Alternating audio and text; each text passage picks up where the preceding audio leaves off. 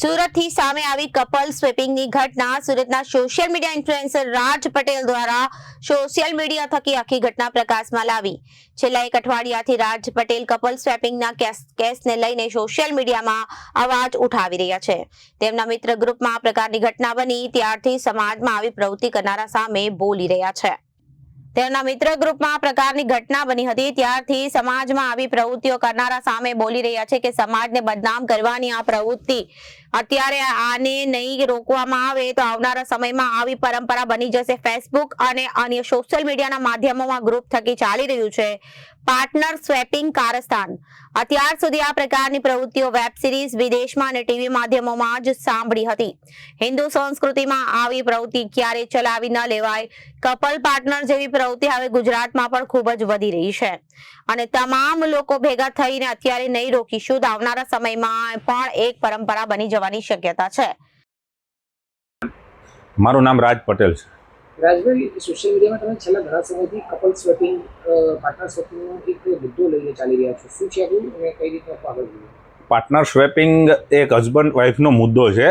Husband wife બીજાના husband wife, ત્રીજાના husband wife આમ આડાહવરી પોતાની વાઈફને એકબીજા સાથે શેર કરવાનો મુદ્દો છે, જે આપણા સમાજ માટે દૂષણ છે, આપણી સંસ્કૃતિ માટે કલંક છે. એ માટેથી આ મુદ્દાને આપણે ઉપાડ્યો છે.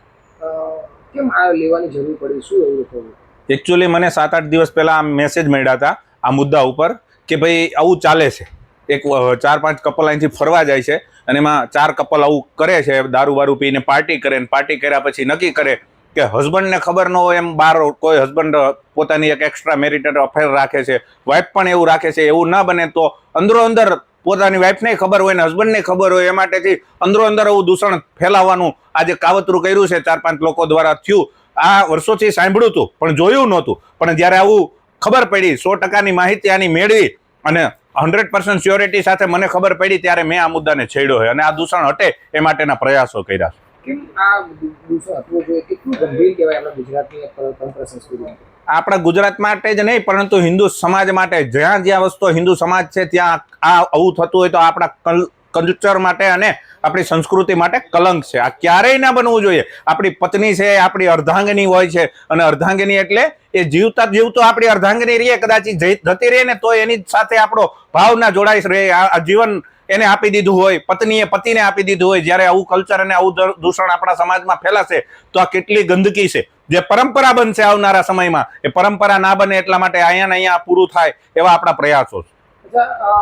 તમે જ્યારે મુદ્દો ઉપાડ્યો તો લોકો તમારી સાથે જોડાતા હશે, કઈ રીતે સામે આવ્યું? બધા લોકો પણ કઈ રીતે પ્રતિક્રિયા? હજારો લોકો આની અંદર પીડિત છે. કેટલી મહિલાઓના મને મેસેજ આવે છે જે ખુલીને બહાર નથી આવી શકતી પણ ક્યાંક ને ક્યાંક આ મુદ્દાને લઈને પીડિત છે. પોતાના હસબન્ડ થ્રુ પ્રેશર કરવામાં આવ્યું હોય એને કે આમાં જોડાય, પરંતુ પત્ની એગ્રી ના હોય તો એ પત્નીઓએ ના પણ પાડી છે કે નહીં, હું ક્યારેય એવું નહીં કરું. એક પત્ની તો ડાયવોર્સ ઉપર ચાલી ગઈ છે, જેનો મુદ્દો આપણે એને ખુલીને લાવ્યા છે. સામે આવવા માંગતા હતા તો એને તો 2 વર્ષ પહેલા FIR કરી છે એના હસબન્ડ ઉપર કે મને છૂટું આપી દો, પણ હું આમાં એગ્રી તો નહીં જ થાવ. એવી બી વાઇફ છે. ઘણી બધી પીડિત લેડીઝો છે જેના મારી પાસે મેસેજો મળેલા છે. કેટલી બધી પીડેથી પીડાય છે. આ એક મુદ્દા સાથે નહીં, આવી કેટલી પ્રવૃત્તિઓ અંદર ગંદકી ચાલે છે તો હવે ખબર પડી. તો આ આખું નેટવર્ક કેવી રીતે ચાલતું હોય છે? તમારી સાથે ચર્ચા થઈ? આ નેટવર્ક એક ફેસબુક જેવી એપ્લિકેશનોની અંદર ગ્રુપ ચાલતા હોય છે. સોશિયલ મીડિયાની એપ્લિકેશનોમાં ગ્રુપ બનતા હોય છે. ગ્રુપ થ્રુ એડ થાય છે. કપલ્સ આની અંદર એડ થાય છે. પછી એની વિઝ્યુઅલ્સ મિટિંગ લેવામાં આવે છે.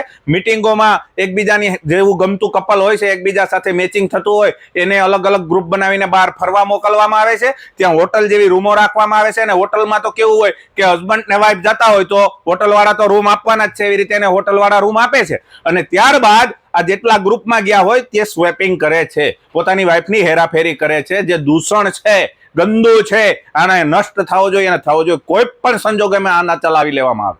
આગામી દિવસોમાં પણ આ લોકો કઈ રીતે આનું પર કાર્યવાહી થાય, આવું બંધ થાય માટે કઈ જગ્યાએ રજૂઆત? મેં પહેલ કરી છે અને મારા સોશિયલ મીડિયામાં નંબર પણ મેં વાયરલ કર્યો છે, નંબર પણ આપ્યો છે. જે તે મહિલા પીડિત હોય એ મારો કોન્ટેક્ટ કરે, મને મેસેજ કરે. હું એનું 100% અગર એ એગ્રી હશે તો સામે રહીને, અને જો એ એગ્રી હશે FIR કરવામાં કે એના હસબન્ડ ઉપર આગળ પગલાં લેવામાં તો હું એની સાથે ઊભો રહીશ, લાસ્ટ સુધી ઊભો રહીશ. આવા મેં કમિટમેન્ટ આપ્યા છે જેમાં હું કાયમિક માટે આ મીડિયાના માધ્યમથી કહેવા માંગુ છું કે હું 100% શ્યોરિટી સાથે એ મહિલા સાથે છું જે મહિલા આનો દૂષણનો શિકાર બની છે, જે મહિલા આનેથી પીડિત છે.